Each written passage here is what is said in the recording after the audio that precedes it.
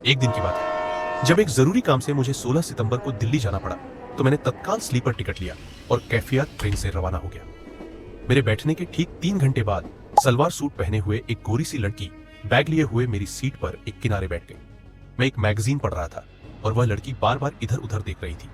वह बार बार मुझे भी देखने जा रही थी। शायद वह सोच रही थी कि कहीं मैं उसे अपनी सीट से उतार न दूं। मैंने मैगजीन रखते हुए पूछा, कहाँ जाना है? लड़की ने जवाब दिया, दिल्ली।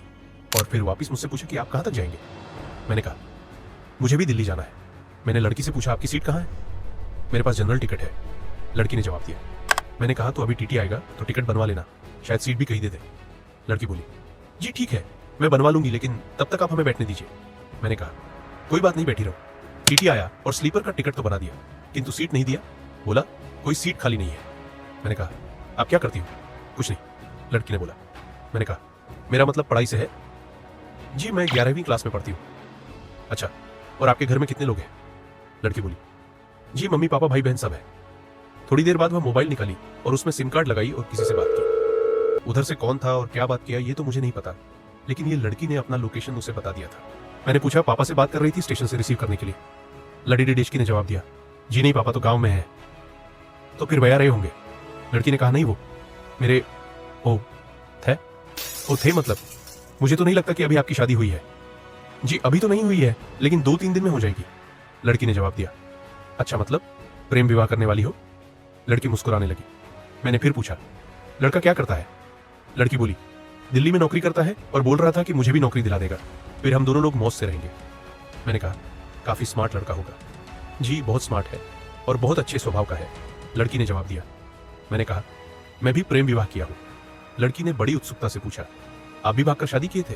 मैंने कहा, नहीं, मैं जिस लड़की को पसंद करता था वह लड़की भी मुझे भागकर शादी करने के लिए कह रही थी, लेकिन मैंने उससे कहा, हम तुमसे प्रेम तो करते हैं, किंतु इसका मतलब यह तो नहीं कि जो माँ हमें अपने गर्भ में रखा और हमारा पालन पोषण किया, जिस पिता ने हमें अंगुली पकड़कर चलना सिखाया, बाजार के सारे खिलौने दिए, उसके प्यार को ठुकरा दूं, जो सम्मान बनाने में इतनी उम्र गवा दिए, उनकी इज्जत को रौंद दूं, उनका सर समाज में हमेशा के लिए झुका दूं।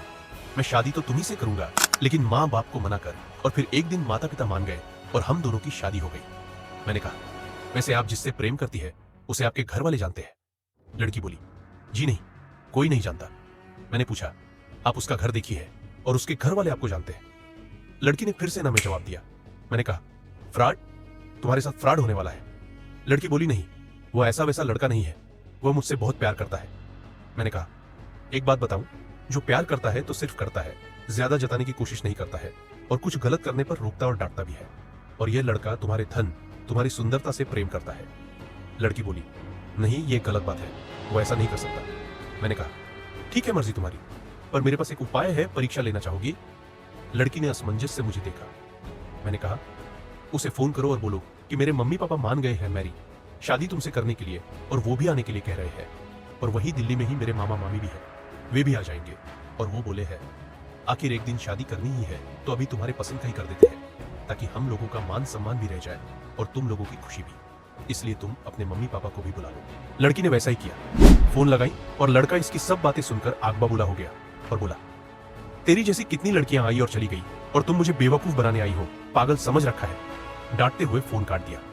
लड़की ने फिर से फोन लगाई पर फोन स्विच ऑफ बताने लगा। मैंने कहा, अब उसका फोन कभी नहीं लगेगा, क्योंकि ऐसे लड़के अलग अलग लड़कियों के लिए अलग अलग सिम कार्ड का उपयोग करते हैं।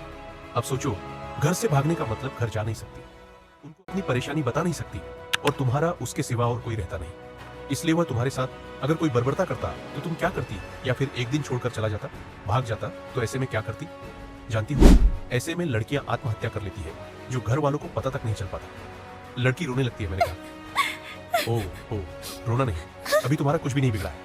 अब एक काम करो, अपने घर फोन लगाओ। लड़की फोन लगाती है। हेलो, हाँ पापा। लड़की रोने लगती है। पापा ने उदास स्वर में पूछा, बिटिया कहाँ हो? हम सभी लोग बिना खाए पिए तुम्हें ही खोज रहे हैं। पापा बस थोड़ा सा बहक गई थी, पर अब ठीक हूँ, कल तक घर आ जाऊंगी। लड़की ने जवाब दिया और मुझे धन्यवाद देते हुए अगले स्टेशन पर उतरकर दूसरी ट्रेन से घर के लिए रवाना हो गई। दोस्तों, इसलिए कहा जाता है, औलाद को इतनी मोहब्बत दो कि हर बात बताए छुपाए नहीं। कुछ लड़कियां घर से भाग जाती हैं, जो कि गलत है, और कोई ना कोई वजह से भागती है। इसलिए उसकी बात सुने क्या चाहती है। जबरदस्ती उस पर अपना फैसला नहीं थोपना चाहिए। हर एक माँ बाप को ये बात समझना चाहिए।